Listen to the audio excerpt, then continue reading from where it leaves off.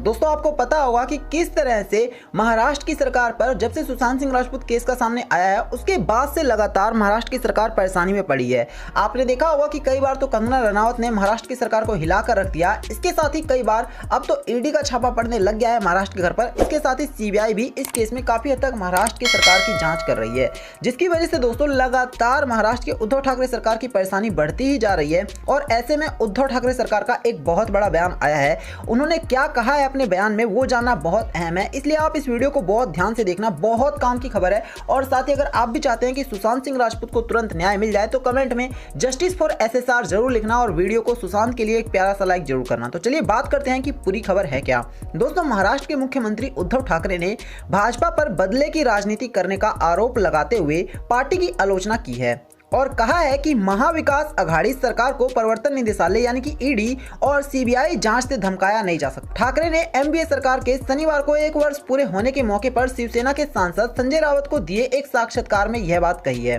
Rawat party के मुखपत्र सामना के कार्यकारी संपादक भी हैं। जी हां, ठाकरे ने कहा है कि इस सरकार को लोगों का आशीर्वाद प्राप्त है और इसे ईडी और सीबीआई जांचों से धमकाया नहीं जा सकता। उन्होंने कहा कि बदले की राजनीति का कोई अंत नहीं है, मैं इस राह पर चलने के पक्ष में नहीं हूं, इस राजनीति विकृति को बंद कीजिए। उन्होंने यह बात उस वक्त कही जब 3 दिन पहले ही ईडी ने धन शोधन के एक मामले में शिवसेना विधायक प्रताप सरनाईक से मुंबई और ठाणे के परिसरों में छापे मारे थे। मुख्यमंत्री ने विश्वास जताया है कि शिवसेना, राकांपा और कांग्रेस गठबंधन वाली उनकी सरकार अगले 4 वर्ष का कार्यकाल पूरा करेगी और उसके बाद जनता निर्णय लेगी। उन्होंने कहा कि राकांपा प्रमुख शरद पवार और कांग्रेस अध्यक्ष सोनिया गांधी ने पिछले वर्ष एमवीए सरकार के गठन के लिए शिवसेना से हाथ मिलाने का राजनीतिक साहस लिया है। ठाकरे ने भाजपा का नाम लिए बिना ही कहा कि कुछ लोगों ने सोचा कि ये तीनों दल कभी एक साथ नहीं आएंगे और शिवसेना के पास उनके पीछे आने के सिवाय कोई विकल्प नहीं बचेगा।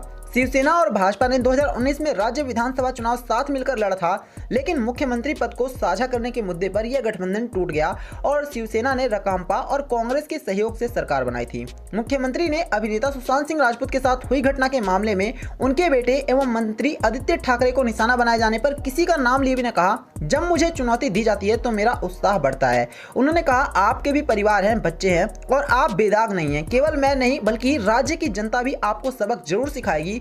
उन्होंने कहा, सुशांत सिंह राजपूत के साथ हुई घटना मामले का राजनीतिकरण घटिया राजनीति है, विकृति से भी खराब है। जी हां, आपको बता दें कि आदित्य ठाकरे पर दोस्तों काफी सारे आरोप लगे थे और साथ ही काफी सारे बीजेपी के नेताओं ने तो ये कहा था कि आदित्य ठाकरे सुशांत सिंह राजपूत के साथ काफी बार मिले भी थे और कुछ ने तो ये तक कह दिया था शायद कि लड़ाई भी हुई थी। अब दोस्तों इसी वजह से आदित्य ठाकरे के ऊपर उंगलियां उठने लग गई थी और आदित्य ठाकरे ने भी अभी अपना बयान दिया था और उन्होंने भी यही कहा था कि उन्होंने आज तक इससे गंदी राजनीति अपने जीवन में कभी नहीं देखा है। मतलब साफ है कि उद्धव ठाकरे की फैमिली भी अब बहुत परेशान हो चुकी है।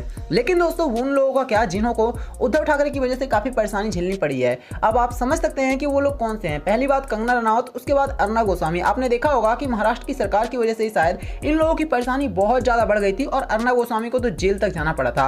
अब दोस्तों जब ये लोग एक बार फिर से चीखने चिल्लाने लग गए हैं, इस वजह से उद्धव ठाकरे सरकार कहीं ना कहीं अब डरती हुई नजर आ रही है और साफ साफ देखने को मिल रहा है कि इनके चेहरे पर डर देखने को मिल रहा है। अगर डरते ना तो इस तरह के बयान सामने ना आते और इसी वजह से आदित्य ठाकरे भी अब काफी ज्यादा डरे हुए हैं। खैर आपका इस बारे में जो कुछ भी कहना है आप हमें कमेंट करके बताना, वीडियो को लाइक करना, शेयर करना और चैनल को सब्सक्राइब करना। धन्यवाद।